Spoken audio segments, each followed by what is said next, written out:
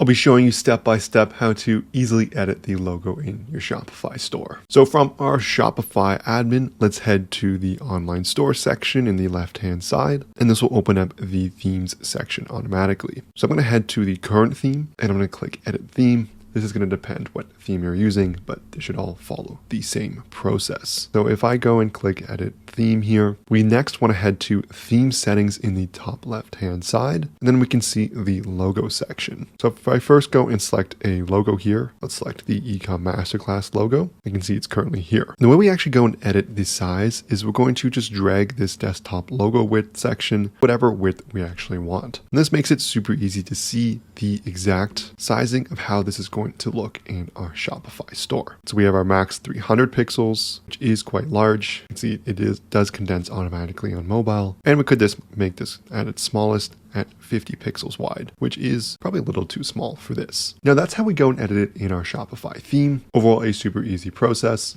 I hope this helped. Before I go, I want to highlight my very own app, PRODKIT. It's the one-click profit calculator available for your Shopify store. You can know your profits instantly, and it's going to sync with all your expenses, such as ad platforms, cost of goods sold, and more. It's got a ton of different analytics, integrations, and metrics, so you can start making smarter business decisions. You can find it on the Shopify App Store. There's also a link in the description below where you can start a 15-day free trial. Also, if you enjoyed this video, I would love it so much if you smash that like and subscribe button below and leave a comment if you have any questions.